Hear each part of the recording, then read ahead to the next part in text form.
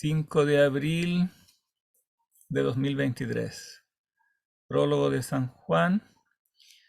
Este es entonces el texto griego. Esta es la edición crítica. ¿Qué quiere decir edición crítica? No sé si han visto eso en algún curso o ya lo saben. ¿Qué se entiende con edición crítica de un texto? Bueno, puede ser antiguo o moderno, pero la edición crítica, digamos que es más importante en general para los textos antiguos, más relevante el tema. ¿Qué significa edición crítica? Ven que tiene abajo este aparato crítico, estas notitas, pero ¿qué quiere decir crítica? ¿En qué sentido crítica? Eso, profe, tiene relación con que se recopilaron los documentos más antiguos y se fueron contrastando unos con otros. Correcto, correcto. Se fueron, espera que estoy tratando aquí de, no me acuerdo cómo se hace para ampliar el texto, para que sea más grande.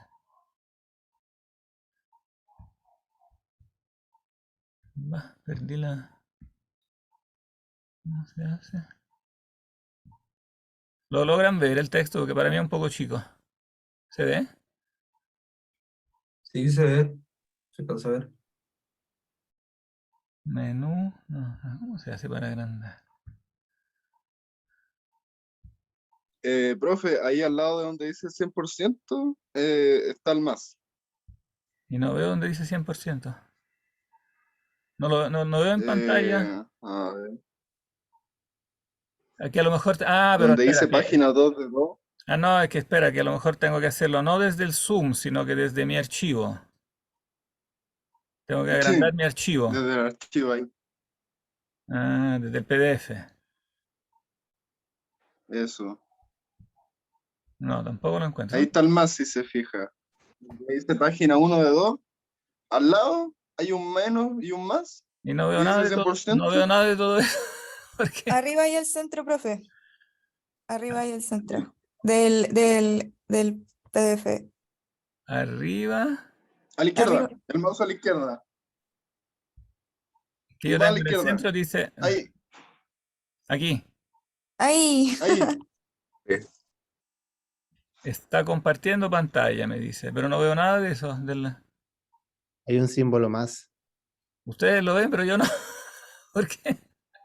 No entiendo. Debe ser donde está compartiendo pantalla que se debe tapar, A lo quizá. mejor. ¿Me A lo escuchan bien o mejor. no? Espera, Que a lo voy a mejor dejar un tiene la segundo de configuración compartir. del zoom Voy a arriba, dejar un segundo de compartir y voy a agrandarlo, ¿ven? pero a lo mejor tiene como las cosas del zoom arriba y le tapa justo esa parte.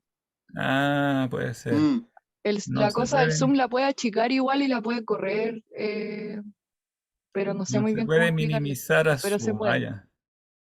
A ver, ahora, ya. Ahora tengo el PDF que no estoy compartiendo y ahora sí veo el más. Entonces tengo que hacerlo antes de compartir. Esa es la maña. Claro. Entonces ahora lo agrando y después comparto.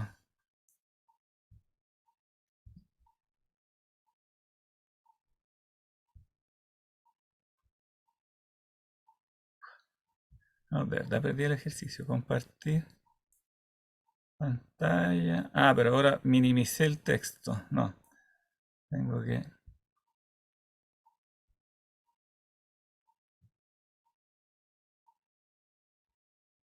Compartir. Ya. Y ahora me quedo chico, no. ¿Por qué?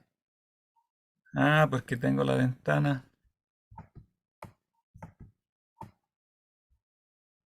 Dejar de compartir. No, tengo que tenerlo abierto.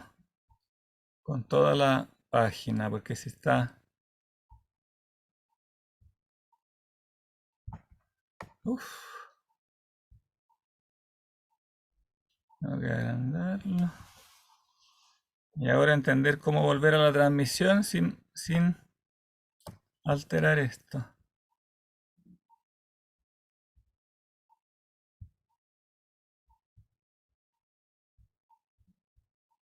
No, como que me queda.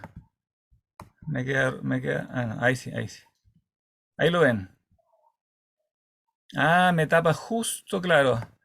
Donde tengo que. Ya tiene razón. Me tapaba justo eso. Sí. Sí, sí, perfecto. Entonces sí, como decía el compañero, Se trata de que se han comparado entre sí las fuentes manuscritas. O sea, el texto está transmitido en diferentes manuscritos, entonces se parte eligiendo los más antiguos, estableciendo cuáles son los más antiguos. En este caso, los más antiguos son los que aparecen en letra mayúscula. A, B, C, D. Esos son los 4 más antiguos.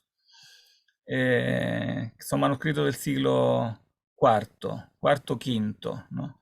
Y después los otros en mayúscula también son antiguos, son como de los siglos sexto, séptimo, octavo. Y después los que están en minúscula son en cambio manuscritos más tardíos. Pero los más antiguos de todos son los papiros, los que aparecen como P66, P75. Entonces, esos son los testimonios más antiguos. Los papiros pueden ser incluso el siglo segundo, o sea, de años muy poco posteriores a la redacción misma del texto. Este texto se redactó, según la opinión más común, en los años 90 del siglo I, entre el 90 y el 100, porque el apóstol Juan, aunque no firma ese texto, no pone su firma, nunca se menciona a sí mismo por nombre, pero sí la tradición lo ha siempre transmitido como según Juan, básicamente sobre la base que se menciona mucho en este texto, en este evangelio, el personaje del discípulo a quien Jesús amaba. Y este discípulo amado, según toda la tradición antigua, corresponde a Juan. Entonces se ha transmitido como evangelio según San Juan. Es el más tardío de los evangelios, porque los otros son probablemente escritos entre los años como 50 y 70 por ahí. También porque la tradición nos informa de que Juan murió de viejo, murió muy viejo, tenía también como 90 años. Conoció a Jesús evidentemente de muy joven, claramente es un joven en el Evangelio, casi saliendo de la adolescencia, y vivió mucho tiempo. No fue martirizado, su martirio consistió en el exilio, fue exiliado. Pero no lo mataron. También es el único evangelio que con seguridad colocamos en una precisa región geográfica. Estamos en Asia.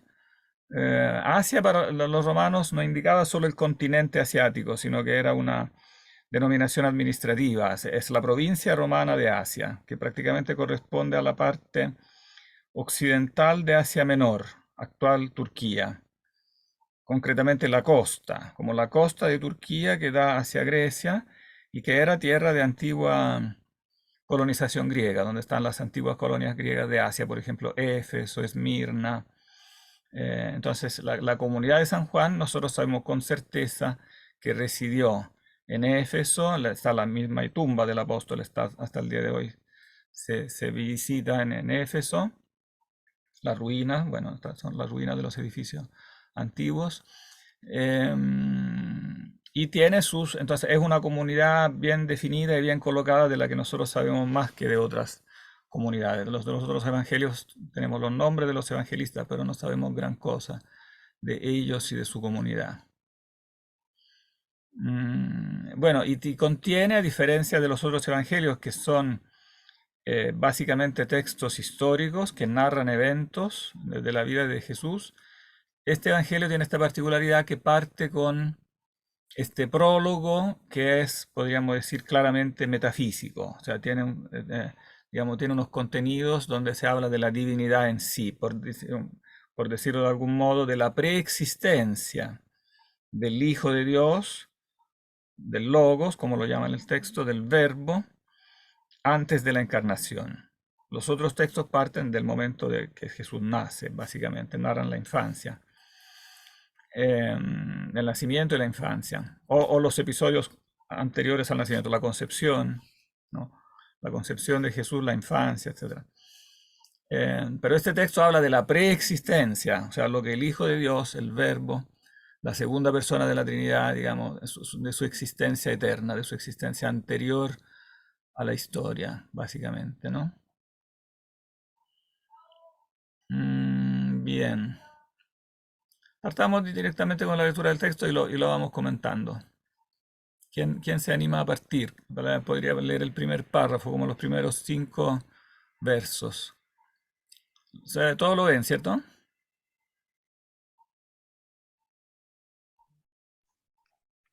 ¿En griego, profe? ¿Cómo? ¿Lo leemos así en griego? Sí, así en griego, sí, sí, como digo, el texto es denso de contenido, pero el griego es extremadamente sencillo. Desde el punto de vista sintáctico, gramatical, es como para segundo básico, algo así. Sería enargé, gen hologos, kai hologos, gen proston seon, kaiseos, gen hologos. Judos, gen enargé, proston seon. Panta di auto, geneto, Geneto, ¿sí? Kai joris, auto, geneto, aude en. O genomen. Gegonen, ahí sí. En auto, zoe, gen, gen. Kaige, zoe, gento, fos, ton, anthropon. Kaitofes, fos, perdón. Ente, no sé cómo pronunciarlo. Scotía. Scotia, Fainai, Kaige, Scotia, auto, Hou, Laven. Muy bien. ¿Quién se anima a traducir?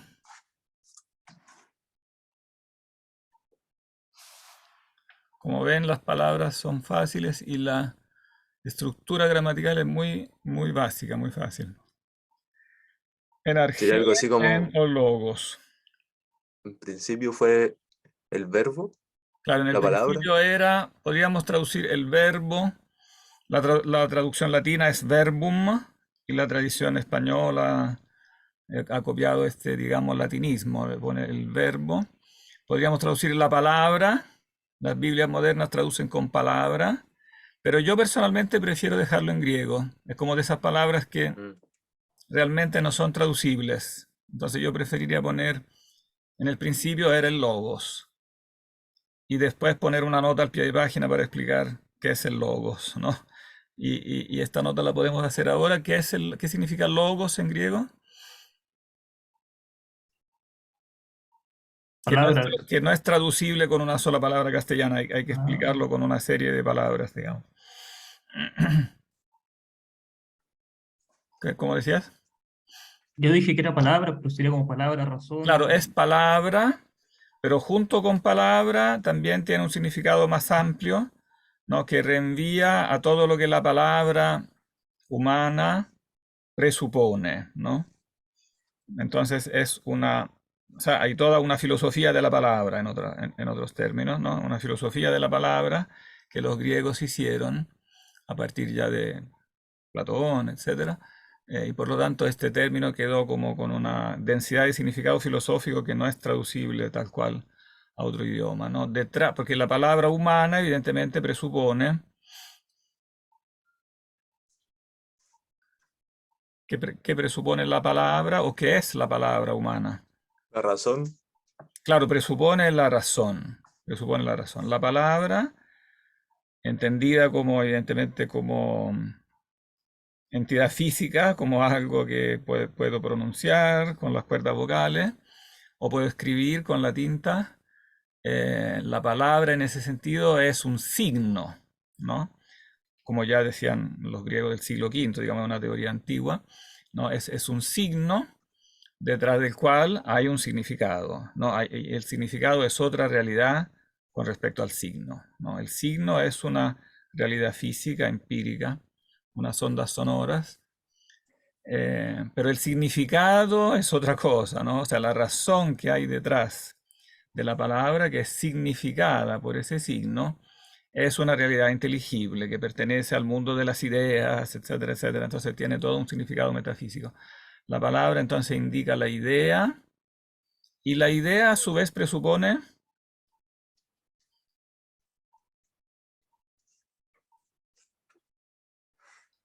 ¿qué presupone? El que haya ideas, ¿no? Que es como, esto es como en un pequeño resumen, en una sola línea, como el meollo de la teoría de las ideas y de también su desarrollo en la tradición platónica. El que haya ideas, desde un punto de vista metafísico, supone o induce a pensar que también hay, Un mundo ideal. ¿cómo? Un mundo ideal. Claro, y el que haya un mundo ideal induce a hacer otra afirmación metafísica fundamental, eh, porque Y cosas trascendentes. mundo ideal es una metáfora, evidentemente, ¿no? Como este lugar hiperuránio, ¿no? Donde están las ideas, pero evidentemente Platón dice que las ideas no son materiales. Entonces, esta palabra topos, hiperuráneos, que sea un lugar y que esté sobre el cielo, evidentemente son metáforas. No hay que entenderlo literalmente porque son realidades inmateriales. Pero sí en la realidad metafísica, llamémoslo así, lugar de las ideas, ¿qué es? ¿Dónde están las ideas? En términos no metafóricos, sino más metafísicos, más técnicos, que yo creo que están empezando a ver esto también con el medio platonismo, con el profesor Juan José, ¿no? Eso El éter. ¿Cómo? podría, podría estar como en el mundo suprasensible, que es Claro, pero este mundo suprasensible no es un lugar, metafóricamente, necesita El de éter, algo, alguien donde estas ideas estén. Dios. Claro, necesitan, en otras palabras, una mente divina, una mente eterna. ¿No? Una mente eterna, porque las ideas como ideas, ellas solas, no pueden existir sin alguien que las piensa. Digamos, las ideas son entidades pensadas, son entes inteligibles. Para que existan entes inteligibles, entonces hay que postular que exista una mente inteligente, un sujeto inteligente, una mente eterna, ¿no? Y esta mente eterna es Dios, es la mente divina, ¿no? Eso está aquí sintetizado, en definitiva, toda esta historia de digamos, del descubrimiento platónico de las ideas y de su consecuencia teológica. Hablamos de teología filosófica, de teología racional, ¿no? Está en Dios, ¿no? El Logos estaba junto a Dios o con Dios, podría traducirse este pros. Entonces, claro, el Logos, la mente divina, existía, ¿no? En el principio. O sea, en otras palabras, era eterna. Fíjense que aquí está imitando conscientemente el escritor el principio del Génesis. Así empieza el Génesis. En el principio Dios creó, etc., ¿no? Y aquí de nuevo, en el principio, pero fíjense que es un principio anterior al principio del Génesis, ¿no? Porque después a continuación, aquí en este mismo párrafo, va a hablar de la creación. Entonces, esta arjé es una arjé más profunda, ¿no? Es una arjé ontológica. Claro, en el principio Dios creó el cielo y la tierra. Y Dios es el principio de las cosas, ¿no? Pero en este mismo principio hay que ir más a fondo. Estaba la mente. Dios pensó las cosas para poder, cosa que en el Génesis podría presuponer, podría sobreentenderse, pero no está dicho, ¿no? No está dicho Dios tenía ideas, ¿no? Evidentemente este es un aporte que viene de la filosofía griega y que está asumido aquí, ¿no? A través seguramente del judaísmo alejandrino, de que estas doctrinas griegas, antes que en el cristianismo, siglos antes, ¿no? Cuando empieza el judaísmo alejandrino, han sido asumidas, coordinadas, digamos, cooptadas, organizadas dentro digamos, del comentario a la Biblia, comentando el Génesis, ¿no? Filón Alejandrino, por ejemplo, que es un autor judeo alejandrino que ustedes tienen en el programa con el profesor Juan José, hace eso, cuando él comenta el Génesis, lo comenta, ¿no? Utilizando la doctrina platónica de las ideas, eso es clarísimo, ¿no? Y habla del nous, etcétera, etcétera, del logos. Entonces aquí todo esto está sintetizado, como ven, es una síntesis muy apretada, en poquísimas líneas, aquí en solo 5 líneas se habla de lo nuclear de eso, de la doctrina de las ideas y de su relación con la creación. Pero todavía no terminamos el verso 1 porque todavía dice algo. Dice entonces, en el principio era el logos y el logos era frente a Dios o junto con Dios, kai theos en o logos. ¿Quién estaba traduciendo? Ah, ¿Dios era el Logos? No, O algo así. al revés. ¿Y el Logos es Dios? El logos era Dios. El logos era Dios.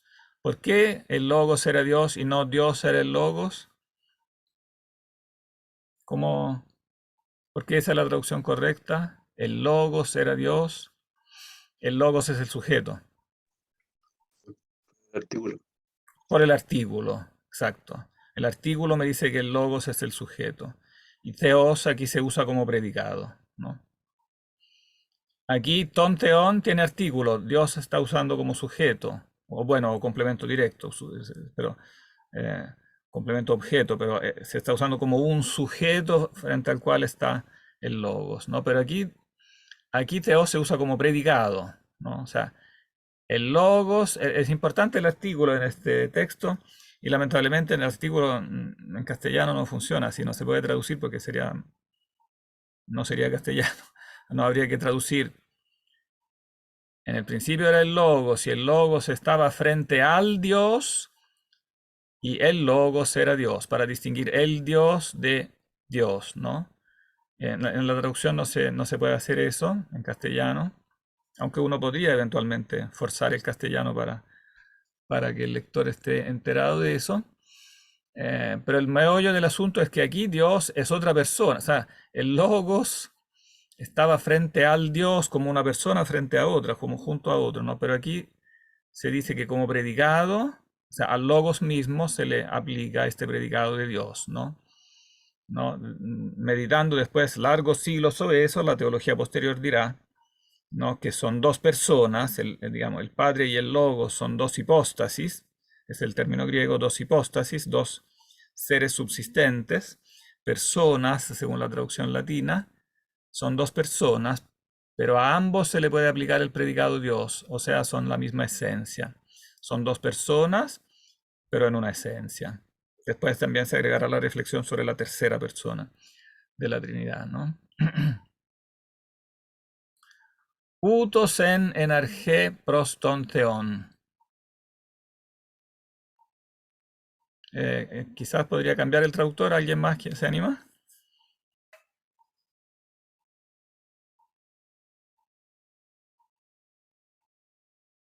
Es fácil. Utos.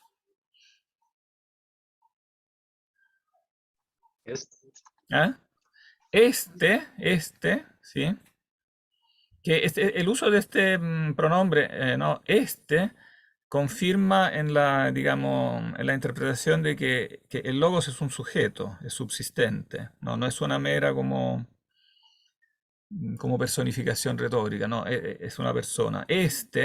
Estaba en el principio junto a Dios, se insiste en eso, ¿no? Que se repite, está claramente la figura retórica como de la repetición circular, se parte con eso, después hay algo entre medio y se termina con el mismo concepto. Utos en enarge, este mismo no estaba en el principio junto a Dios. O sea, es un solo Dios, pero hay dos personas, una junto con otra. Junto con, no proston theon.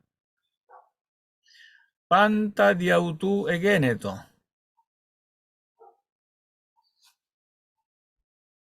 ¿Quién se anima?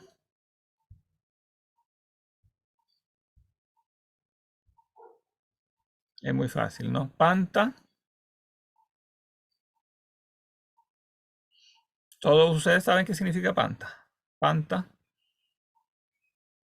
Panta rei. Han escuchado esta frase, ¿no? Todo. ¿Eh? Todo, claro, es un neutro plural. ¿no? De paz, pasa pan. Todo, o sea, todas las cosas, literalmente, diautú egeneto. Todas las cosas, egeneto, todos saben qué significa este verbo, gignomai, ¿no? ¿Cómo?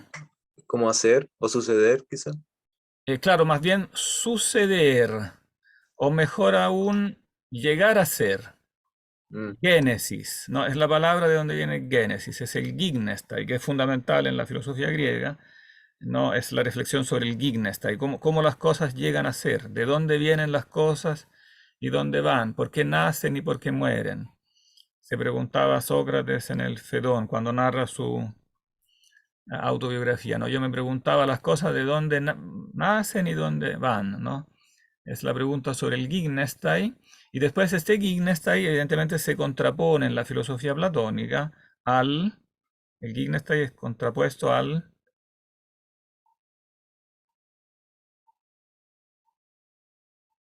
¿Cuál es su, llamémoslo así, antónimo?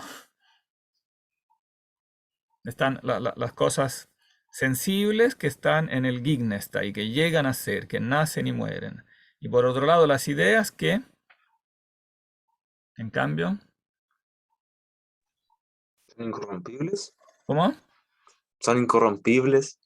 Claro, y por lo tanto, ¿qué verbo se le aplica? Es muy simple y todos lo saben. Las cosas, a las cosas se le aplica, a las cosas empíricas se le aplica el gignestai, y a las ideas que son eternas, incorruptibles, intemporales, inespaciales, etcétera, se les aplica el verbo, el más simple de todos los verbos. Ah, profe, puede que esté mal, pero la usía. Claro, o sea, el verbo, en Am, castellano el verbo Ser. ser, el verbo ser. En griego el verbo einai, ¿no? Y de ahí también usía. Las ideas son los seres.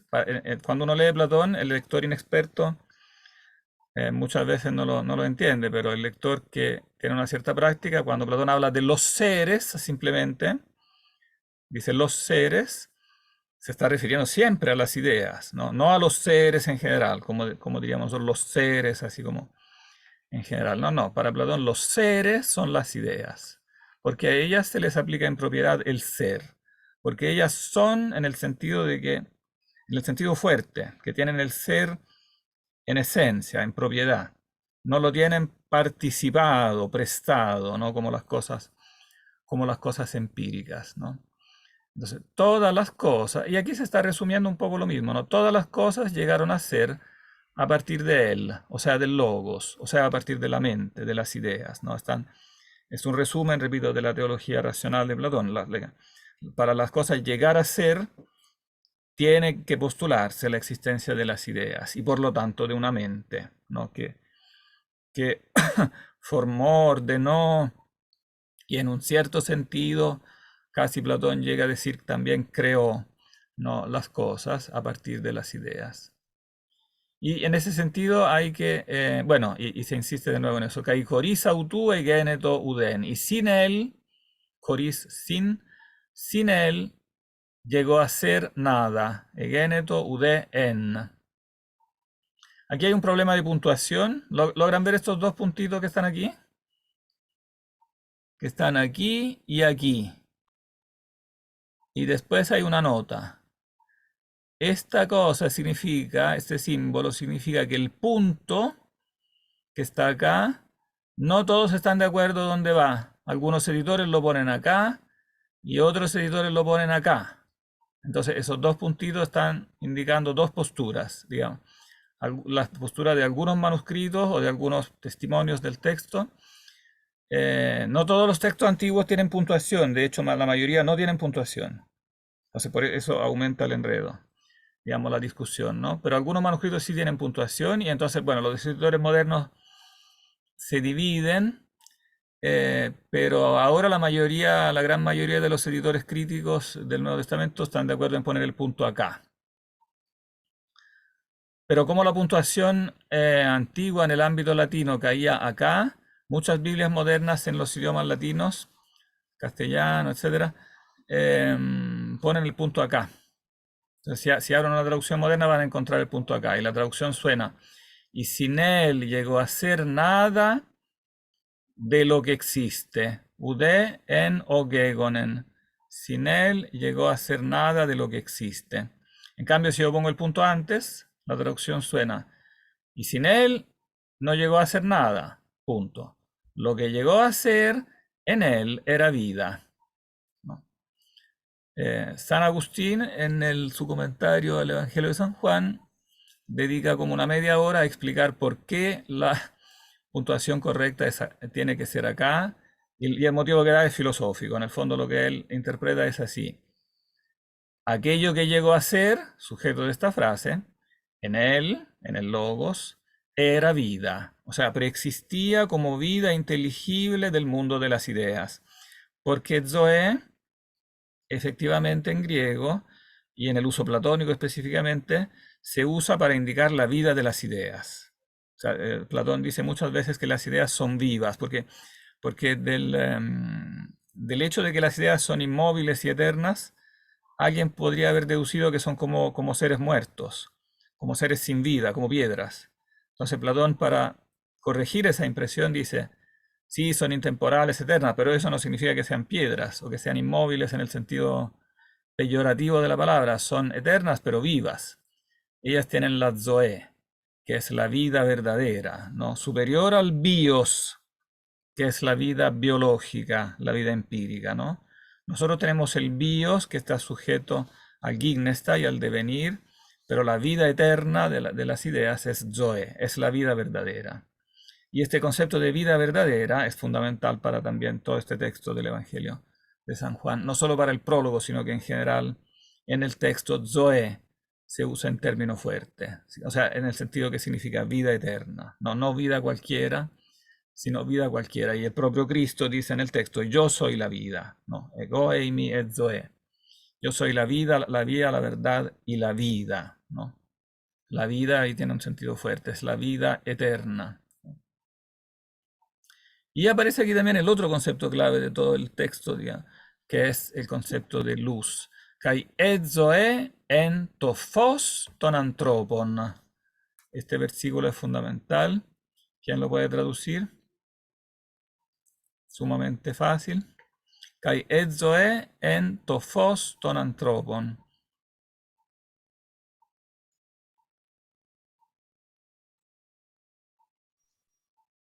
¿Quién se anima? Y la vida em, en la luz de los hombres. Claro, y la vida era la luz de los hombres, ¿no? Esta equivalencia entre la luz y la vida es muy importante porque confirma la interpretación de que Zoé aquí se refiere efectivamente a la vida inteligible, a la vida de las ideas, porque las ideas y el intelecto, ¿no?, en toda la filosofía platónica están simbolizadas, y también aristotélica, están simbolizadas por esta metáfora de la luz, ¿no? Entonces, decir que la vida era la luz de los hombres claramente tiene un significado inteligible. O sea, el logos que crea las cosas, les da el ser, es el mismo logos que ilumina la mente del hombre para que entienda las cosas. Es la base de la intelección, ¿no? Él es que es la base de la creación. Por medio de él todas las cosas llegan al ser. Es también la base de la intelección.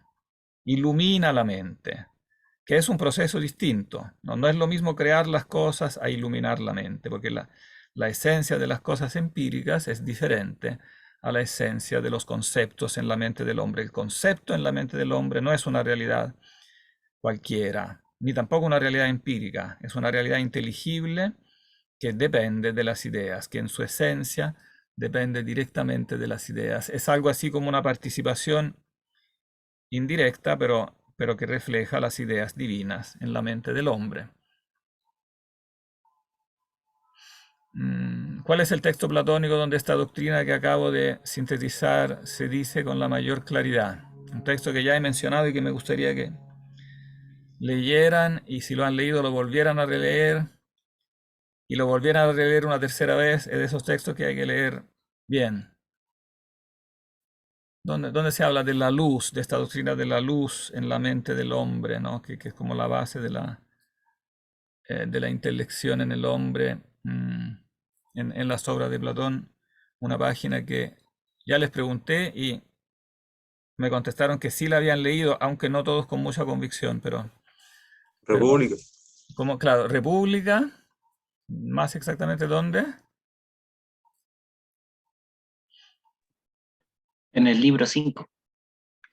Más bien 6, Ah, en el 6. como la segunda parte del libro sexto, y podríamos incluir también las primeras partes del séptimo. Es como la segunda parte del sexto y las primeras páginas del libro séptimo. ¿Qué se dice ahí muy en resumen?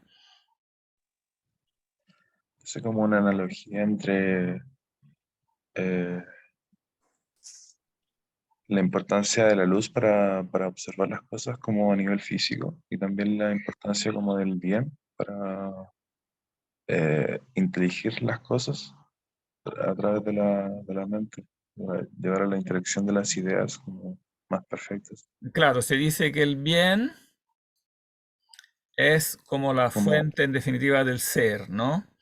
Y al mismo tiempo la fuente de las ideas, ¿no? Se hace precisamente como esta doble, se reúnen en el bien estas dos clases de acciones que son como convergentes, por decirlo así, pero distintas. Una cosa es que las cosas lleguen al ser, ¿no? Y el bien se compara en el sentido al sol, que hace crecer las plantas, que permite digamos, todos los fenómenos biológicos, etc. Entonces, en esa metáfora, el sol es la fuente del ser, el Dios creador, en otras palabras, la creación. Todas las cosas reciben el ser de esta forma del bien, ¿no? Pero al mismo tiempo, ese mismo bien en la mente del hombre también es fuente de esa luz, ¿no? Produce esta como Platón lo llama ahí un tocos, un engendro, un retoño. Hay un retoño, o sea, una emanación de esa luz como divina donde están las ideas. En el hombre hay una emanación de eso que le permite formar conceptos, ¿no? Que entonces explica cómo la presencia de esta luz, explica cómo en la mente del hombre se forman conceptos que de alguna manera, ¿no?, reflejan las ideas y por lo tanto permiten conocer las cosas, ¿no? Entonces está el proceso de la génesis de las cosas, de la generación de las cosas, creación, y el proceso de la generación de las ideas, que son, repito, convergentes hacia esa misma fuente que es el bien, pero distintos. Hay que entender bien que son procesos distintos. No es lo mismo crear las cosas a iluminar la mente del hombre. No es lo mismo que existan cosas o que existan conceptos en la mente del hombre, porque el concepto es una realidad ontológicamente, metafísicamente particular, distinta a los entes empíricos, ¿no? Oh, y finalmente el verso 5, Kaitofos en tescotia fainei, kai escotia auto u catelaben. Aquí también todo fácil, menos el catelaben, que a veces ha creado discusiones, pero partamos del comienzo. Kaitofos, Y la luz fainei, brilla ¿cómo? Claro, brilla o aparece en tescotia, en la oscuridad. en la oscuridad, en la tiniebla. Kai escotia, Gracias. y la oscuridad o la tiniebla. Ajá. No la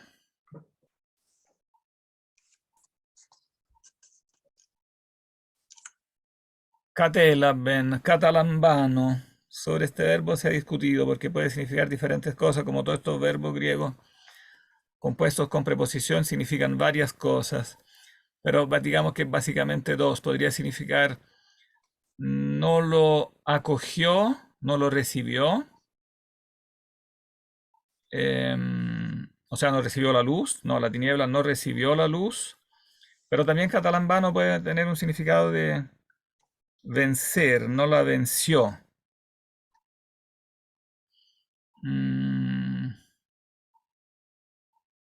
Yo preferiría, sumando y restando, el primer significado, no la acogió. O sea, la luz brilla en la tiniebla y la tiniebla no la acogió.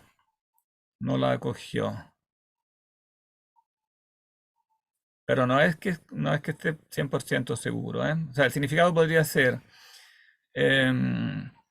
ético, en otras palabras. O sea, porque esta luz, que es la luz del entendimiento, brilla en la tiniebla, que entonces es la ignorancia, o sea, permite iluminar la ignorancia.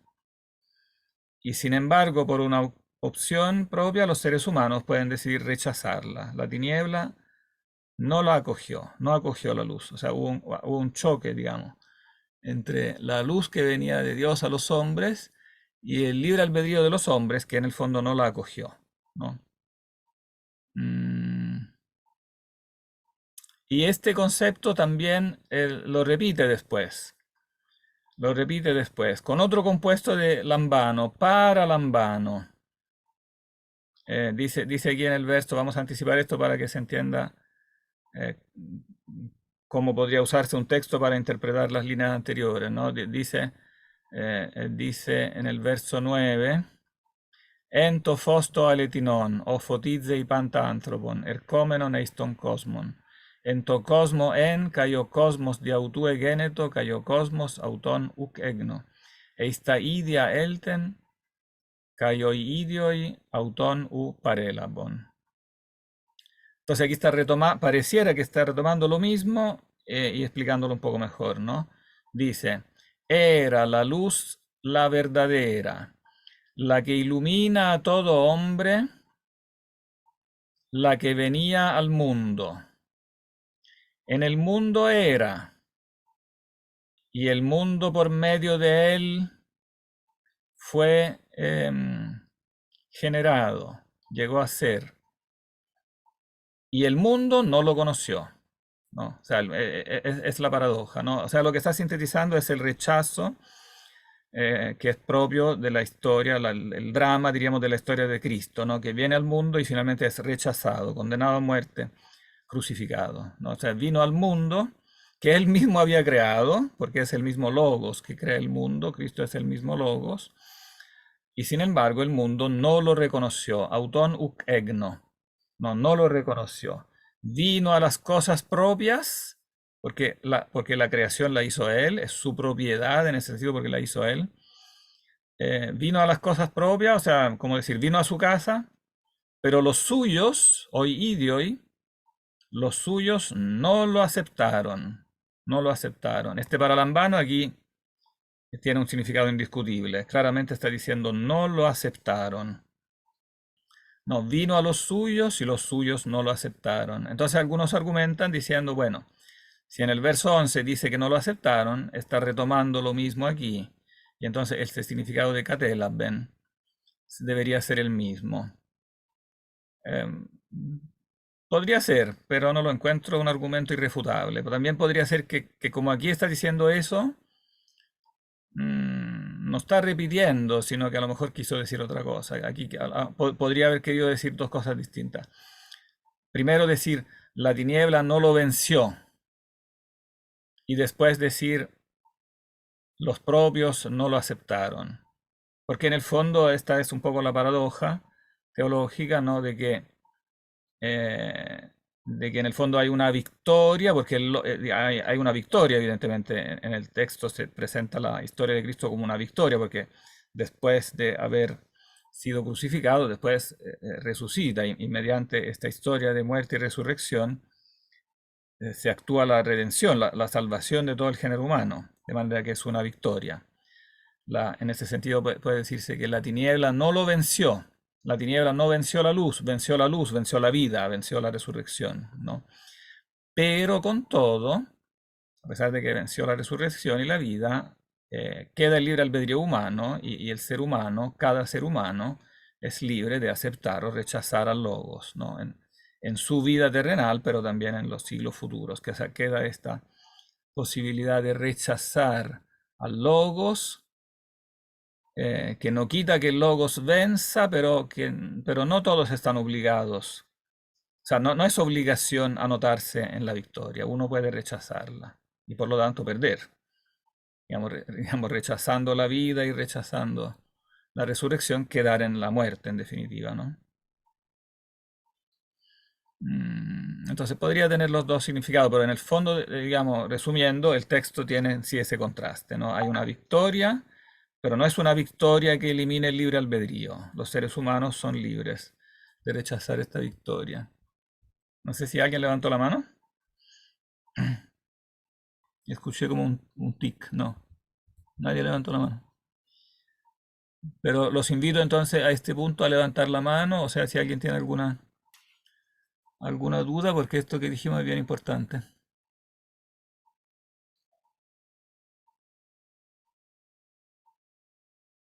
¿No? ¿Todo claro? Una consulta ¿Ah? ¿Sí? sobre el contexto histórico de esto.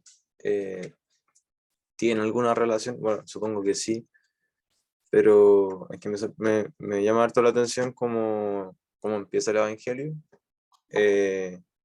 como el hincapié que hace en Logos. ¿Eso tiene alguna relación como tratar de alguna manera, no sé, de dar a entender esto a los helenos, por ejemplo? No sé si se entiende Claro, eso. claro. El origen de esto está ahí, ¿no? En todo el trabajo que hacen autores judeo alejandrinos, como Filón de Alejandría, que es el que más conocemos, ¿no? Es el único del que tenemos las obras prácticamente completas de los autores judeo alejandrinos, y él lo dice claramente, ¿no? Filón Alejandrino dice claramente que este es su programa, dar a entender, digamos, el mensaje de la Biblia a los griegos, bueno, y al mismo tiempo también a los judíos, enriquecerlos con el mensaje griego, o sea, en el fondo aprovechar lo bueno de ambas culturas, o sea, está como de ambas filosofías, ¿no? Él es básicamente un filósofo, un teólogo, y en ambas teologías y filosofías él ve evidentemente aspectos sólidos y compatibles entre sí, o sea, que se prestan a iluminarse recíprocamente, ¿no? Entonces el texto de Platón sirve para iluminar el Génesis y viceversa, ¿no? Entonces en esta como simbiosis él quiere hacer este trabajo que ahora nosotros llamaríamos como intercultural, ahora tenemos muchas palabras para decir eso, ¿no? O sea, como de una simbiosis cultural, pero con una advertencia a propósito de la interculturalidad. No es una... Yo creo que a veces hay un equívoco en la interculturalidad como se entiende ahora. A veces hay cierta tendencia de algunos, de cierta escuela de pensamiento, a concebir la interculturalidad como una especie de convivencia más o menos impermeable de culturas. O sea, tenemos que ser tolerantes y por lo tanto en nuestra sociedad tienen que convivir diferentes culturas, pero en el fondo no hay necesidad de una síntesis. O sea, como que cada una tiene su sistema y cada una su visión del mundo, tenemos que respetarnos, pero como que cada uno tiene su verdad y en el fondo no hay necesidad de enriquecerse recíprocamente, porque basta con la cultura de cada uno. De algún modo, ¿no? No tenemos por qué ir a convencer a otro que hay algo bueno en nuestra cultura o viceversa, ¿no? En cambio aquí la idea evidentemente es la opuesta. O sea, el presupuesto es que la verdad es una sola. Y si hay diferentes culturas, ambas tienen, por decirlo así, una parte de la verdad, pero entonces lo que hay que hacer es juntarlas. Juntar las partes sólidas de cada una y descartar las menos sólidas, ¿no? Para llegar a una síntesis superior, no para seguir simplemente conviviendo en lo mismo, ¿no? Entonces, la primera es una idea como relativista, de que cada uno tiene su verdad y bueno, podemos conversar, pero al final cada uno se puede quedar tranquilo con su idea, ¿no? En cambio, aquí la idea es conversar para progresar, digamos, para llegar juntos a una verdad más completa. Entonces, ese es el sentido, ¿no? Entonces, por eso hablamos de una cultura judeo-helenística, que no es una simple convivencia entre judeos y griegos, sino que es un nuevo una nueva persona que tiene los beneficios de ambas culturas, por lo tanto tienen sí algo más sólido y más universal, porque llega a la verdad que es una sola y que es evidentemente es transcultural, transciende las culturas. La verdad está como más allá de las culturas. Las culturas son una aproximación a la verdad, ¿no? Pero ella en sí es una sola y es igual para todas, para todos.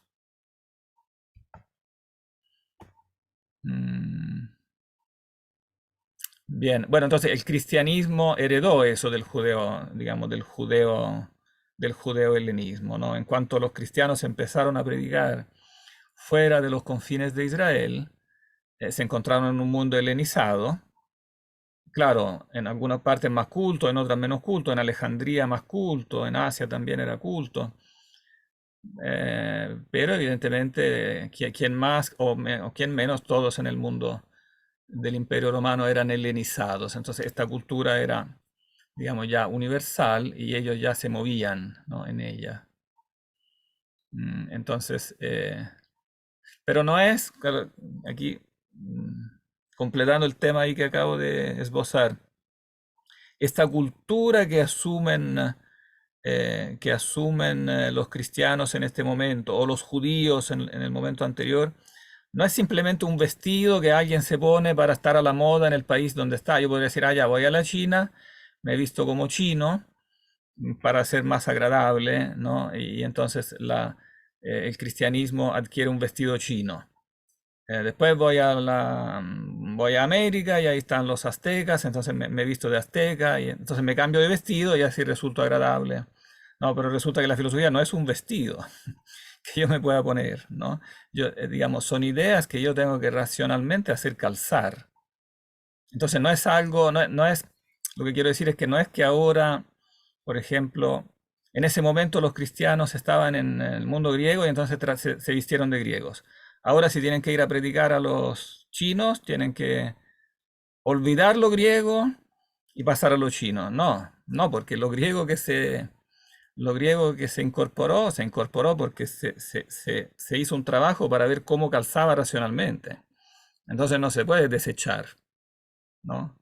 Es un vestido que no es un vestido, es una piel, que yo, digamos, es más adecuada a la imagen del trasplante. Yo trasplanté algo y este algo ya funciona en el organismo, no lo puedo quitar sin matar al organismo. Digamos, si yo me trasplanté un riñón, es porque lo necesitaba y no es que voy a otro lado y me lo quito, ¿no? Entonces lo griego no es para decirlo en un término más moderno, lo griego, el elemento griego en esta filosofía judeo-helenística y después cristiana, no es una sobreestructura que yo pueda quitar e intercambiar, no, es parte de la estructura misma. Se armó un proyecto donde lo griego, la reflexión griega, es un pilar. Si yo lo quito, el edificio colapsa. Y esto que estoy diciendo no es hipotético, es un intento que históricamente se ha hecho. O sea, se ha hecho en la historia moderna del cristianismo el intento de sacar quirúrgicamente lo griego. Como decir, ya lo griego es como una incrustación que se incrustó ahí por motivos contingentes y ahora hay que limpiar. Como quitar lo griego, como cuando, no sé, sucedía en Roma en el siglo XIX que a una iglesia de la época medieval se le hizo por ejemplo, un campanario de la época barroca. Y en el siglo XIX, como estaba de moda lo medieval, dijeron, no, esto barroco nada que ver, las iglesias romanas son medievales, hay que demoler todo lo barroco. Pero eso no había sido hecho al azar, había sido diseñado de un cierto modo que quedaba bien, entonces entrar a destruirlo era muchas veces como echar a perder digamos, la estructura, ¿no? Y además con el prejuicio que eso agregado, porque era barroco, valía menos que lo medieval, ¿no? Y así lo mismo, esto porque es griego, valdría menos que lo hebreo, como porque por ser griego es como posterior o sobreestructura, eso es un prejuicio que también no es lógico, digamos, no tiene nada de racional en sí mismo, es un prejuicio, digamos, que la cultura griega haya como echado a perder el judaísmo o el mensaje de Cristo, ¿no? Casi una enfermedad. Hay historiadores que han dicho que lo griego era una enfermedad, que había que curar, como desinfectar el cristianismo de estos gérmenes griegos, ¿no? Una teoría patentemente insostenible porque los mismos textos están en griego. Si yo quiero quitar, ¿cómo lo quito? Las mismas palabras que lo expresan son todas palabras griegas.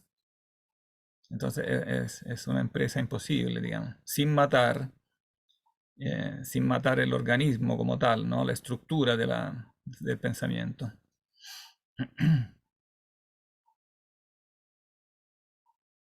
Bien.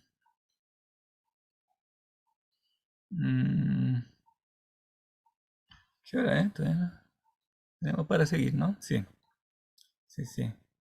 Oh, voy a recalcarles de nuevo aquí. Bueno, en estos versículos, el 6 al 8 me los salté porque no son esenciales al discurso filosófico. Los voy a leer igual porque son cortitos, pero no necesitan explicación filosófica, porque aquí se introduce, en el medio de este discurso que es como teológico, se introduce este como intermezzo histórico, donde se presenta el personaje de Juan el Bautista. Εγένετο άνθρωπος απεσταλμένος παρά Θεού, όνομα αουτό Ιωάννης. Ούτως έλτεν εις μαρτυρίαν, ή να μαρτυρέσαι περί του φωτός, ή να πάντες πιστέουσος συν δι' αουτού. Ουκ εν εκέινος το φως, αλλή να μαρτυρέσαι περί του φωτός. ¿Quién se anima a traducir? Nuevamente es muy fácil.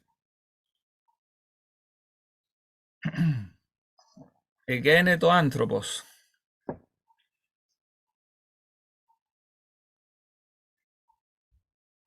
¿Quién se anima?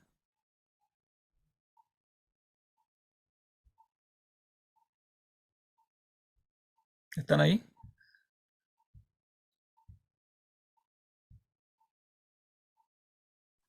No me acuerdo que era Géneto. Egéneto es siempre el mismo verbo que es fundamental, gignestai, que nosotros tradujimos con llegó a ser, llegó a haber, llegó a ser. En este caso, como es un hombre, puedes decir simplemente llegó. Llegó un hombre, egéneto antropos, apestalmenos, apostellos, telos significa enviar. Enviado para Teú, Enviado por Dios. enviado por Dios. Ónoma,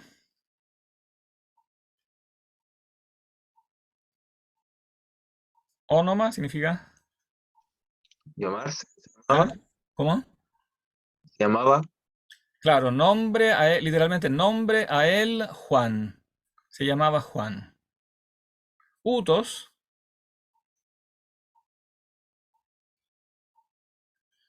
pronombre, este, elten, elten. Elten es una palabra muy fácil, ¿no? ¿Qué significa elten?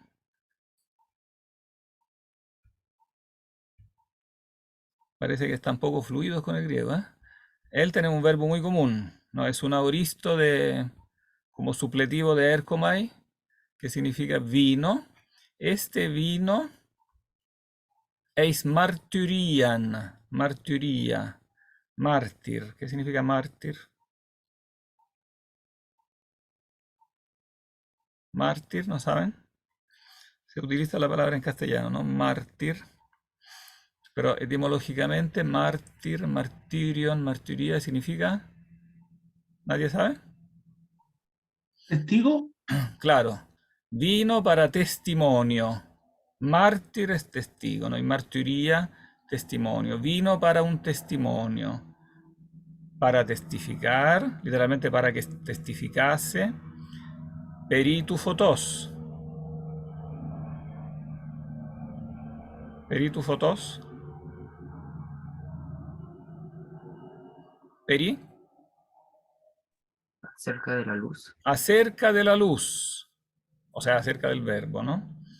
Para que todos creyeran por medio de él. Inapantes pisteuso sin pisteuo, creer, para que todos creyeran por medio de él. Uken ekeinos tofos.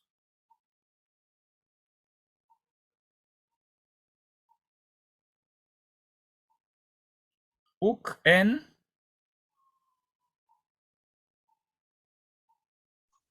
Nada era, no era, no era.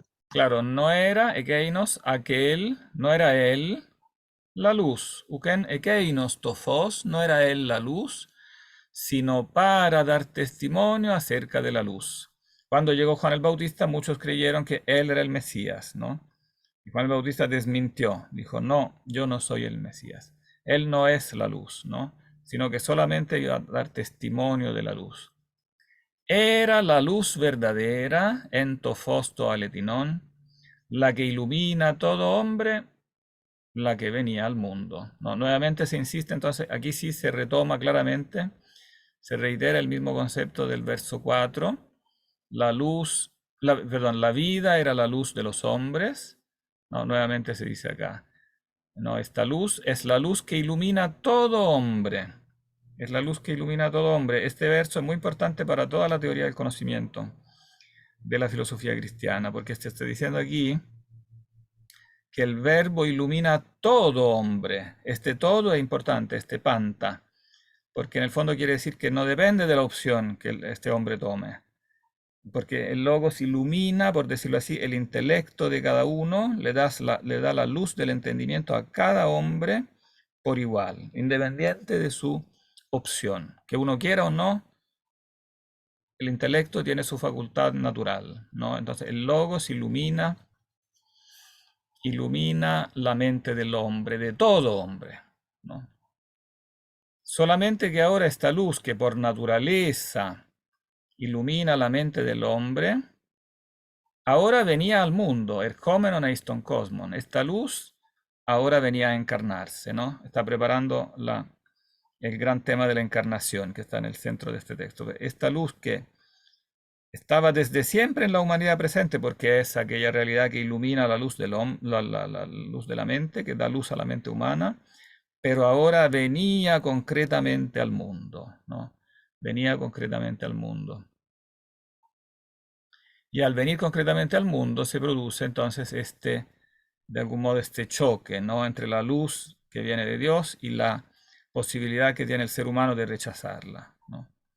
En el mundo era y el mundo llegó a ser por medio de él y el mundo no lo conoció o no lo reconoció. En definitiva, no lo quiso reconocer, ¿no? Vino a las cosas suyas y los suyos no lo aceptaron. Uparela, bueno, no lo acogieron, ¿no?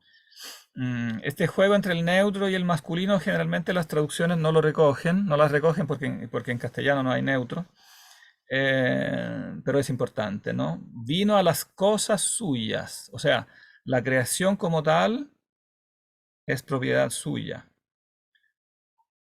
pero los suyos son personas y como tales tienen libertad, tienen libre albedrío, ¿no? Entonces los suyos, a pesar que son suyos, porque también son criaturas, sin embargo son criaturas libres y por lo tanto tienen el poder de rechazarlo, tienen el poder de rechazar al propio creador, ¿no? Que se encarna. ¿Quién quiere seguir? Verso 12.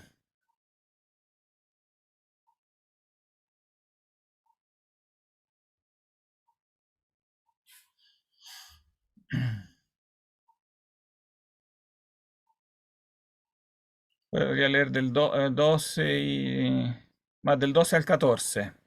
Con el 14 ya llegamos como al centro más fundamental del texto. ¿Quién se anima? ¿Alguien que no haya leído? Yo puedo leer, profe.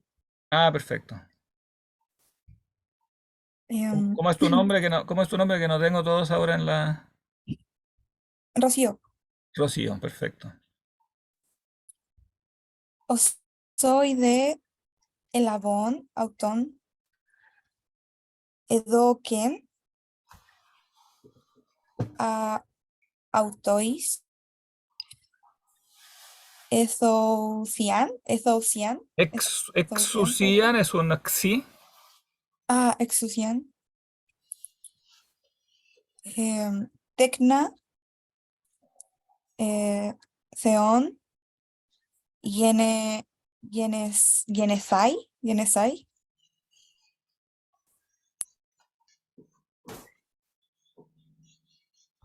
tois piteionin,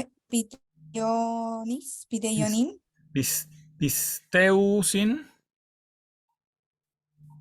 pisteusin, eis to onoma,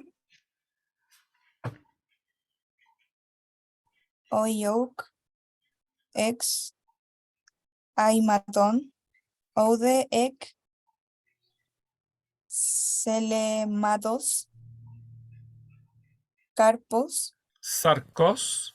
sarcos, sí, sarcos, y un cuadrado. El cuadrado Ah, ese, claro, estos cuadrados y estas cosas son símbolos del aparato crítico. Después voy a explicar qué significan. ujú, ajá. Sigue nomás. Eh, UD, Telematos, andros, al ek, theo, egene, san. Egenetesan. Hola, traduzcámoslo hasta aquí. Ya tenemos dos versos. Ujú. ¿Quién quiere traducir? O tú misma puedes traducir si quieres.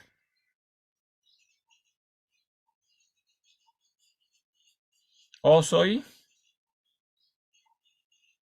O soy significa cuántos. ¿Cuántos? Y de significa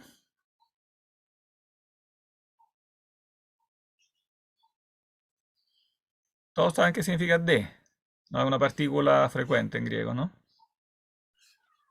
Puede ser un y. Puede ser y, pero más frecuentemente es una adversativa, o sea, pero.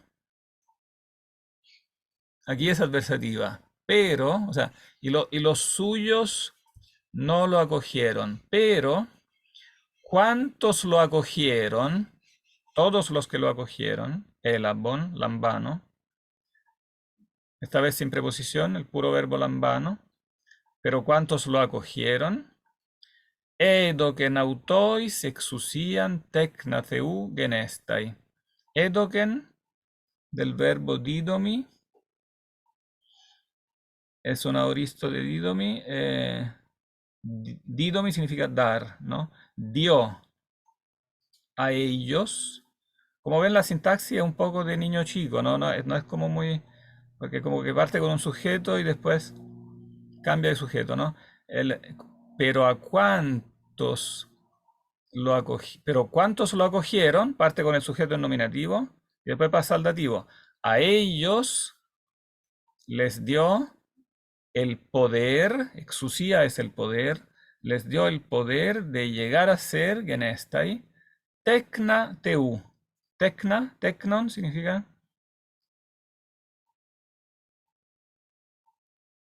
de ticto, tictein, generar, de ser hijos de Dios. ¿No? Les dio el poder de llegar a ser hijos de Dios.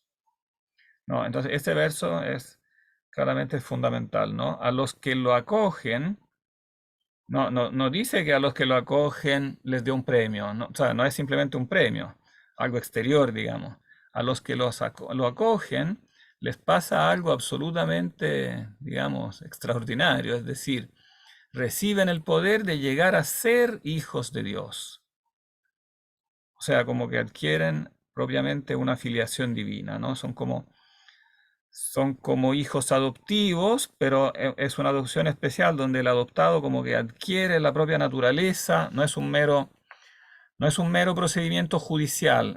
Digamos, en otros textos se usa esta como metáfora jurídica de la adopción, somos adoptados como hijos de Dios, pero fíjense aquí no se dice eso, porque el texto quiere enfatizar que no es una mera como declaración judicial, como que llega un juez y dice, bueno, este tú lo adoptas, vas a ser legalmente tu hijo, pero biológicamente, evidentemente, no sucede nada. No es que el niño adquiera las células o el ADN de los padres adoptivos, ¿no? Pero aquí está diciendo precisamente eso, ¿no? Le dio el poder de llegar a ser hijos de Dios, o sea, un poder real, es una generación real de parte de Dios, y lo precisa más en el verso siguiente. A los que creen, pisteu sin pisteu o creer, pistis, no creencia. A los que creen en su nombre, en el nombre del verbo, de Cristo, por lo tanto, del verbo que se encarna. La palabra nombre es muy fuerte en la Biblia, significa la naturaleza de algo. El nombre de Dios es la naturaleza de Dios, ¿no? A los que creen en el fondo en la verdadera naturaleza del Logos que se encarna, los cuales hoy ni literalmente no de sangres aimaton, no de voluntad de la carne, ni de voluntad de hombre, sino que de Dios han sido generados. O sea, claramente se habla de una nueva generación. El que cree, en el fondo, en el verbo, en el logos encarnado, adquiere, por decirlo así, una nueva naturaleza, un nuevo estatus, pero no en el sentido de un mero estatus jurídico, sino que un nuevo estatus ontológico. Pasa a ser hijo de Dios en el sentido que pasa a compartir la naturaleza divina. ¿Rocío? Disculpe, telenatos, entonces, ¿es voluntad? Voluntad, claro.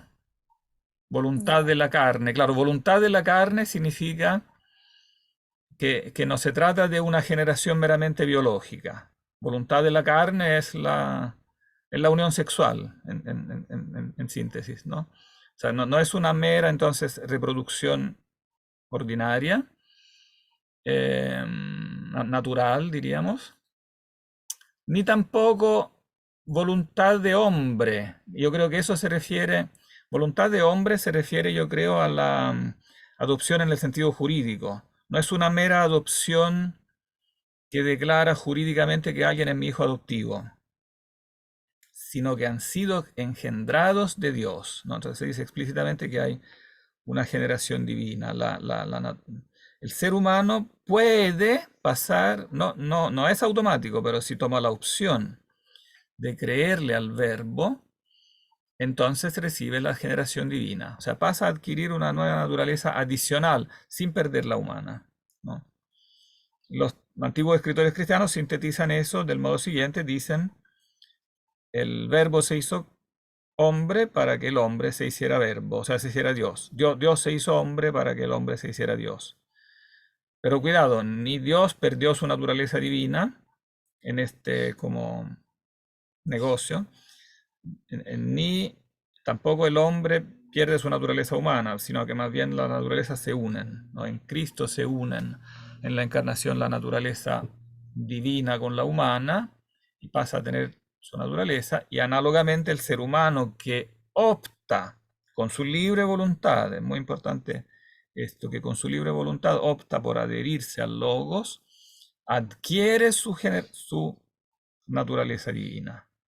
Es regenerado, pero sin perder la naturaleza humana. Guillermo, sí. Sí, profesor, una consulta. Como recordando el Génesis, que yo no me acuerdo muy bien, pero cuando Dios crea las cosas, crea el mundo, y dentro del mundo, las personas, el hombre en tanto tal, ahí no lo estaría haciendo con esta, supongo que esencia divina en el fondo. Las cosas Claro, creadas, no tienen una esencia divina, no. pero El sí, ser humano sí, lo que dice el Génesis, que es bueno recordar bien, lo que dice el Génesis es que el hombre está hecho de una forma especial. ¿Cómo está hecho? No es una criatura cualquiera porque está hecho, a semejanza de claro, Dios. a semejanza de Dios, ¿no? Pero- O sea, tiene y una tam- semejanza especial con Dios. Después los comentaristas platónicos como Filón Alejandrino dirán, bueno, como dice Platón, todas las cosas en cierto modo tienen una semejanza con Dios. Es un, digamos, en cierto sentido amplio, todas las cosas tienen una imagen, una semejanza. Pero en el hombre se insiste, el hombre está hecho a imagen y semejanza. O sea, el hombre tiene una semejanza especial, ¿no? ¿Y en qué se ve esta semejanza especial? En las características, evidentemente, que califican al ser humano, que son básicamente, dirán después los escritores judíos y cristianos, identificarán cuáles son los rasgos como que hacen que nos dicen eso, que el ser humano no es una criatura cualquiera, sino una imagen especial de Dios, porque ¿qué tiene el ser humano que es especial? Yo lo supongo, pero que sería el libre albedrío. O la razón. Tiene dos cosas, libre albedrío y la otra Acceso cosa. al logos. ¿Ah? ¿Razón? Acceso al logos. Claro, tiene la razón y la voluntad, básicamente, ¿no? O sea, tiene el entendimiento y la voluntad libre. Y entonces esas dos cosas son los que lo ponen en un nivel superior, más semejante al Creador, ¿no? Todas las cosas son inteligibles, tienen la marca de la inteligencia creadora, pero el hombre es inteligente, no es solo inteligible, es inteligente. Él reconoce, es capaz de reconocer como las ideas detrás de las cosas, va más allá de las cosas sensibles para remontarse a las ideas. Entonces tiene esa posibilidad de él mismo con su mente remontarse hasta saber que hay una mente divina, ¿no? Y eso lo hace semejante a Dios, ¿no? Y con la voluntad, claro, todas las cosas son buenas, son amables, todas las cosas son amables, pero el hombre es capaz de amar activamente, ¿no? Y eso lo asemeja a Dios. Tal como Dios ama, el hombre ama, ¿no? Puede amar las cosas. Entonces, inteligencia y amor son los rasgos que atestiguan, digamos, como la semejanza especial, ¿no? Pero esta semejanza especial, que es natural, que es propia del hombre como tal, el hombre no la puede perder, aunque sea el peor criminal. Y de hecho no podría ser criminal si no tuviera, si no tuviera inteligencia y libertad, ¿no? Un gato no puede ser un criminal, ¿no? Pero estos rasgos de nobleza, llamémoslo así, del ser humano, no son todavía la generación divina. Está hecho a imagen de Dios, pero no tiene la naturaleza divina, ¿no? Esta naturaleza solo se adquiere en fuerza, digamos, de la encarnación, en fuerza de que Dios se hace hombre y une así permite que se unan las dos naturalezas que son distintas. Bueno, y esto que se encarna es lo que dice en el verso 14, que es el más importante aquí del texto, es como el central, ¿no? Ahora ya estamos en la hora, pero ya que estamos, traduzcamos este 14, que es fundamental, ¿no? Kaio logos sarx egeneto. Bueno, estas tres palabras son como las claves, ¿no? O logos sarx egeneto. ¿Quién traduce?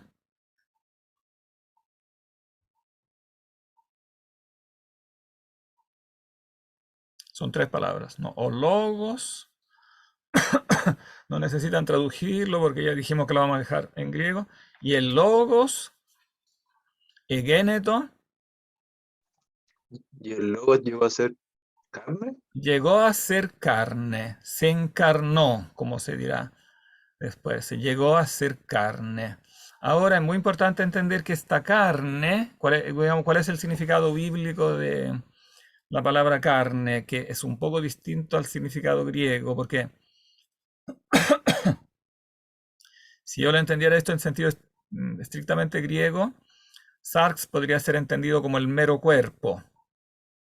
Podría ser entendido como que el logos toma una carne en el sentido de mero cuerpo humano.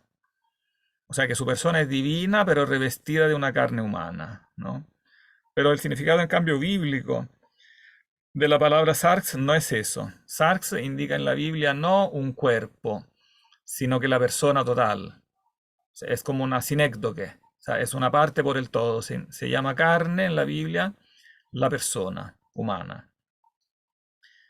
Y entonces lo que está diciendo no es que se hace meramente, no meramente que adquiere un cuerpo humano, sino que se está diciendo que lo que asume es la naturaleza humana completa, cuerpo y alma, ¿no? Entonces están en Cristo, en el encarnado, en el Logos encarnado, está el Verbo, que es la persona divina, pero también está la naturaleza humana completa, no solo el cuerpo, está también el alma, ¿no? Pero como el verso puede resultar ambiguo, hubo en la historia quien lo interpretó como cuerpo, y es una doctrina que después fue condenada como herejía, porque el resto del texto permite demostrar que Cristo tiene un alma. O sea, hay muchos pasajes que demuestran que Cristo tiene un alma humana, no solo un cuerpo, ¿no? Tiene una inteligencia humana, una voluntad humana, etc. Hay muchos pasajes del texto que pueden ser aducidos para probar eso. Entonces fue, digamos, fue establecido formalmente la doctrina de que el logos se hace hombre, no meramente cuerpo. Y entonces, claro, en este hacerse cuerpo, bueno, y digamos, la otra posible ambigüedad que había que descartar, que también fue definida formalmente, que podría haberse pensado que al hacerse hombre perdiera su naturaleza divina. Y en cambio es claro, si uno lee todo el texto completo del Evangelio, es claro que el Logos no pierde su naturaleza divina, hace muchas cosas que solo Dios puede hacer, ¿no? Y finalmente resucita por su propia fuerza, que solo Dios puede tener la fuerza propiamente Él de resucitar. No es que otro lo resucite a Él resucita a Él mismo, Él es el sujeto único de la resurrección. Por lo tanto, también eso es, digamos, la confirmación que Él mantiene su naturaleza divina, no la pierde. Entonces, cuando se dice que se hace carne, lo que se quiere decir es que asume la naturaleza humana. Esa es la fórmula con que después se expresa eso en la teología, digamos, el Logos asume la naturaleza humana. Kai eskenos en enumín, y plantó su tienda en medio de nosotros, que es una imagen muy bonita que viene del relato de la epopeya del libro del Éxodo, ¿no? Cuando los israelitas llevan la tienda de la presencia de Yahvé en el desierto. Entonces Yahvé está en la tienda, y la encarnación es como la nueva tienda, de alguna forma, ¿no? Que esconde, es el hombre Jesús, pero que esconde dentro de sí la presencia del Logos. Es como Yahvé dentro de la tienda del libro del Éxodo. Y nosotros hemos visto, es de Asámeta, su gloria, la gloria de Él. Hemos visto entonces esta manifestación divina, que ha sido la encarnación, la acción divina detrás de la, por decirlo así, de la velo de la carne, del cuerpo, de la humanidad. Gloria como de unigénito del Padre, lleno de gracia y de verdad. O sea, las acciones. Doxa está, digamos, yo traduzco gloria, pero en el fondo es como manifestación. Es como la manifestación divina a través de la humanidad. O sea, en lo que hacía este hombre se manifestaba Dios. Y eso era claro, digamos, por signos tangibles. Entonces nosotros somos testigos de esto, ¿no? De esta acción de este hombre, que no era meramente un hombre especial, sino que realmente su acción delataba como una presencia directa de la divinidad en él, no una presencia, digamos, vicaria, como puede ser la presencia en un profeta, en un santo, etc. No, es, digamos, las acciones que él hace y las cosas que dice, en el fondo son cosas que solo Dios, hablando en persona propia, puede decir. Bien, no sé si hay, bueno, estamos pasados de la hora, pero no sé si hay alguna última observación o pregunta.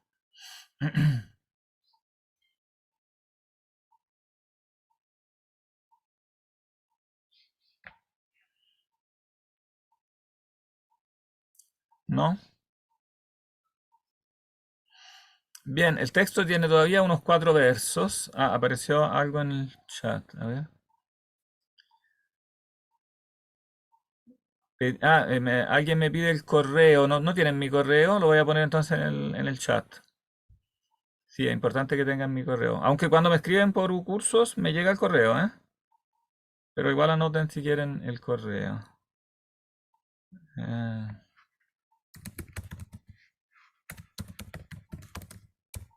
Es útil que me escriban correos también directos, porque de esa forma yo tengo el correo de ustedes. Porque si ustedes me escriben por cursos, yo puedo contestar, pero no tengo el correo de ustedes. Voy a subir esta clase. Sí, voy a subir esta clase. Pero como el texto todavía tiene materia y nosotros tenemos poco tiempo, entonces les voy a pedir el favor de el resto de esto escucharlo en las clases ya grabadas para que podamos avanzar. Lo que queda del texto son 4 versos, pero son importantes. Pero están ampliamente explicados en alguna clase grabada. Si ustedes la pueden escuchar del comienzo si quieren, pero si quieren saltarse la parte ya que corresponde a lo que comentamos hoy, Se saltan la primera hora y ahí escuchan el final de esto. Y así esto nos permite avanzar y la próxima clase ya pasar a otro texto. Una consulta. ¿Cómo? ¿Vamos a volver al libro de la sabiduría o ya No, quedó? porque claro, porque no nos da tiempo para ver tanto texto. Entonces, el libro de la sabiduría les pediría igualmente el mismo favor, que o sea que lo vieran en lo que está grabado. Al comienzo les va a dar lata porque son lentas estas clases donde se explican textos, ¿no? Pero van a ver que vale la pena, es tiempo bien invertido. Parece lento, pero al final es más efectivo. Si ustedes leen el texto por su cuenta, lo pueden leer, pero no es fácil como entender bien qué son las cosas importantes. O sea, la clase ayuda bastante, ¿eh? Sobre todo para leer estos textos que son antiguos. Permiten focalizar mucho mejor. Les aseguro que es tiempo bien invertido. Y además aparecen preguntas, ¿no? Porque son clases, no son meras conferencias. Entonces aparecen las preguntas, las respuestas, etcétera. Se sirven bastante. Pero los otros, por ejemplo, que está en la selección bíblica, de hecho, la voz, de Tarso, ¿lo vamos a ver en clase o hay No, que eso lo vamos, no, eso léanlo y vamos a referirnos a eso en clase. Claro, pero no nos va a dar tiempo quizá un pedacito de los Hechos de los Apóstoles, sí, pero un pedacito. Pero es bueno que lean esos textos, sí, que los tengan en mente. Por ejemplo, ese de los Hechos de los Apóstoles es bien importante. Entonces haremos referencia a eso. Y me temo que no hay clase grabada de eso. Ahora, eso sería un motivo para así hacerla y grabarla. Podría ser una idea. Ver ese texto porque no se vio en los años del COVID. Porque los textos como que van rotando los que se ven en clase. Entonces se vio en años anteriores. Así que ahora que tú lo mencionas, podría tomarte la idea, sí, y hacerlo efectivamente en clase porque así también queda grabado. Bien. Oiga, profe, Mm. la otra clase entonces, ¿qué texto vamos a ver? La otra clase podríamos ver ya partir con Justino. Ya partir con Justino. Sería ideal que leyeran esas páginas del manual de Gilson, donde habla de los más primitivos escritores cristianos, como del concepto mismo de filosofía cristiana. Y claro, y eso introduce a Justino, que también claro, es un autor importante. Son pocas páginas de Justino, pero bien importantes. De eso sí hay mucha grabación de Justino, hay varias clases grabadas. Pero al menos una vamos a hacer ahora de Justino, porque es muy importante. Entonces hagamos eso, veamos Justino. Terminen de leer la selección bíblica, sí. Ya. Y después lean la introducción de Gilson a estos primitivos escritores cristianos, como escritores del siglo II, básicamente. Los llamados apologistas, así se le llama.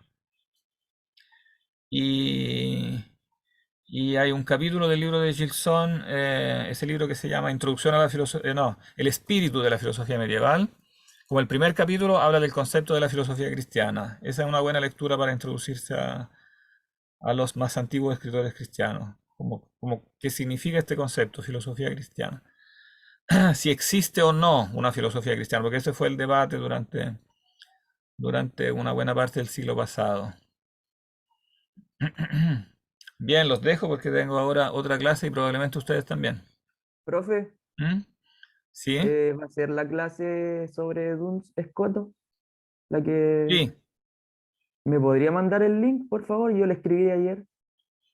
Espera, recuérdame tu nombre. Bastián Trango. Ah, tú Le eres escribí por Bastián. correo. Sí, Ah, que te acabo de mandar el link de esta, claro. Sí, sí, sí, sí. sí. Perfecto, Y entonces ahora te mando el de la otra. ya, gracias. Ya, excelente. Bien, nos veremos entonces en persona ya la próxima vez. Que estén bien.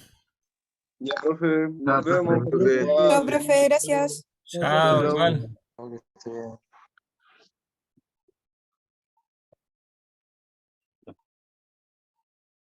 Finalizar.